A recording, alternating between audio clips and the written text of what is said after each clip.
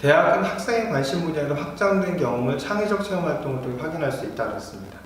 단지 학생들은 정기교육실에서 24단 이외에도 자율동아리, 방과후나 주말 자율활동을 통해 지원 전공 관련 다양한 활동을 할 수 있다. 이 중 학교 활동으로 인정된 경우는 학교생활 기록부에 기록되고 일부는 자기소개서에 기록되어 대학이 평가 자료를 활용하게 된다. 이 얘기는 뭐냐면 학생부에 없는 것도 자기소개에서 나타낼 수 있다라고 얘기하는 거죠. 아까 서울대학교도 뭐라고 얘기했습니까?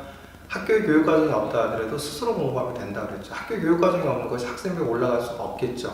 그죠? 물론 자율동아리 올릴 수도 있겠지만 근데 그럴 경우에도 학교에서 보고서와 같은 것을 연습할 환경이 주어지지 않는다면 개별적으로 연습을 하라고 얘기했습니다. 똑같이 연세대학교나 중앙대, 경북대, 경희대도 뭐라고 하냐면 학교 활동으로 인정되는 경우는 학교생활 기록부에 나타내고 그렇지 않은 경우는 자기소개서에 기록되어서 자기의 학업적 역량을 갖다 나타내라고 얘기를 하고 있는 거죠.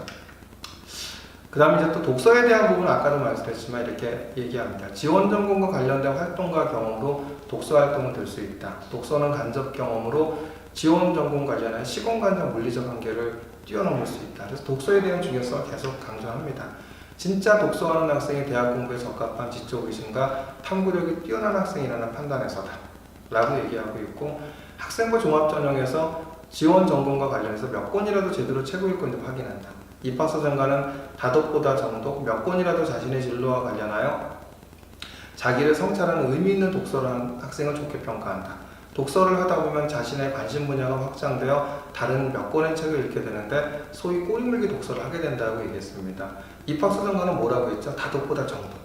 몇 권이라도 자신의 진로와 관련 자기를 성찰하는 의미 있는 독서를 한 학생. 결국 뭐겠습니까? 아까 도서관에서 고급 수학 도서 책을 읽고 고급 도서관에서 일반어학 책을 읽고 일반어학과 고급 수학이 뭐죠? 개론서죠. 결국은 심화학습한 아이들, 그죠? 이런 학생들을 갖다가 더 의미있게 본다고 얘기를 하는 겁니다.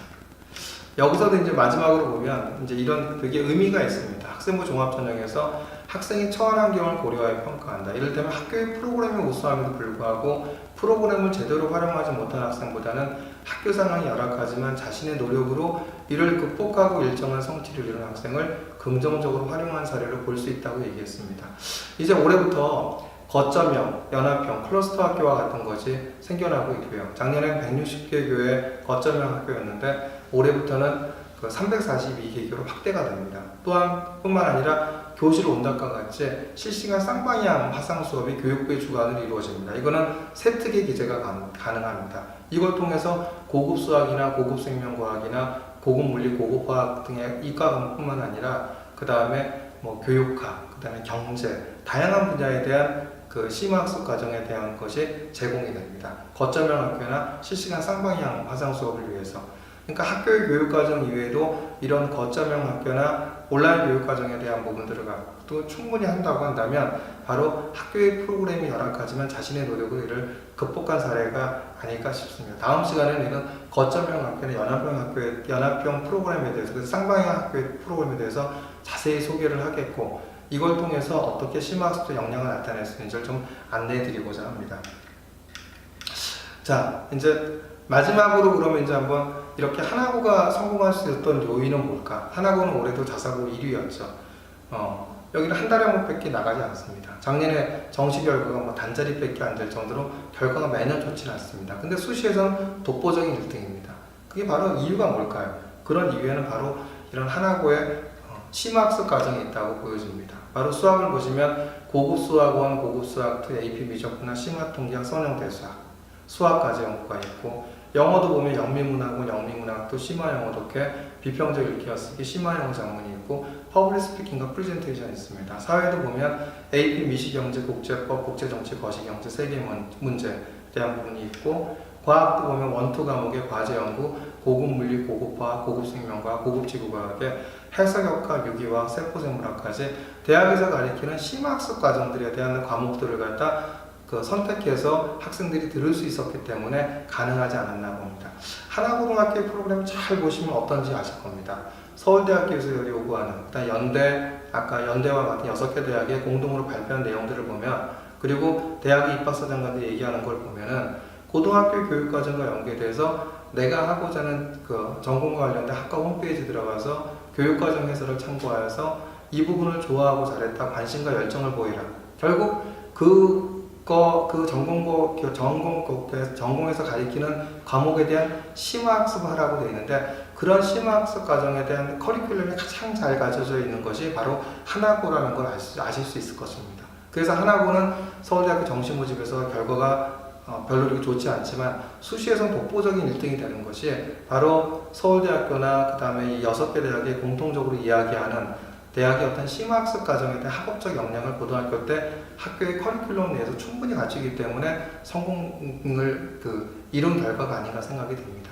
그래서 이제는 여러분들이 일반고 학생이든 특목고 학생이든 특목고라 학생이라 하더라도 특목고 프로그램에 안주하면 경쟁력이 없습니다. 이제는 거점의 연합형 클러스터에서 이런 것 통해서 고급 수학이나 고급 생명 앞에서 언급했듯이 충분한 심화 과목에 대한 것이 학생들이 제공이 됩니다. 일반계 고등학교 학생들이 이런 내신도 좋은데 이런 특목고 학생들 못지않은 심화 과목을 이수한다고 한다면 열정, 다른 학교에 가서 그 수업을 듣는 열정도 보이고 심화학습적 역량도 갖췄고 내신도 갖췄기 때문에 충분한 경쟁력을 갖출 수 있다고 생각합니다.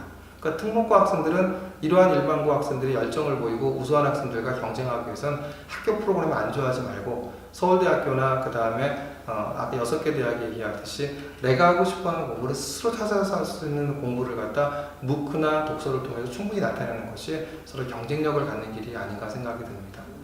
학생부 종합전형에 대한 결국 성공하는 핵심적인 역할은 바로 아까 서울대학교에서 얘기했듯이 내가 하고 싶어하는 공부를 독학으로 책을 읽고 무크 강의를 통해 학습을 하면서 영어와 수학과 진로와 관련된 심화학습을 하고 이걸 갖다 기록으로 남기는 탐구 역량을 나타내는 것이 핵심의 길이 아닐까 생각이 됩니다. 이런 것만이 서울대학교뿐만 아니라 모든 학생부 종합전형이 적용되는 결과라 보여지고요. 오늘은 이렇게 이제 개략적으로 학생부 종합전형의 핵심적인 포인트들을 갖다 설명을 좀 드렸고, 다음 시간에는 이제 새롭게 되는 대입 개편 방안에 따라서 학생부 종합전형 어떻게 준비해야 되는지, 그래서 바로 이제 공교육에서 나오는 EBS의 자료를 통해서 그 다음에 다양한 항목들을 갖다 좀 소개를 안내를 해드릴까 생각을 하고, 그 다음에는 이제 거점 연합형 학교의 클러스터 학교 수업이나 그 다음에 이제 교실 온학과 같은 쌍방향 화상 수업에 대해서 어떻게 준비를 해야 되는지 안내를 드리겠습니다. 예, 감사합니다.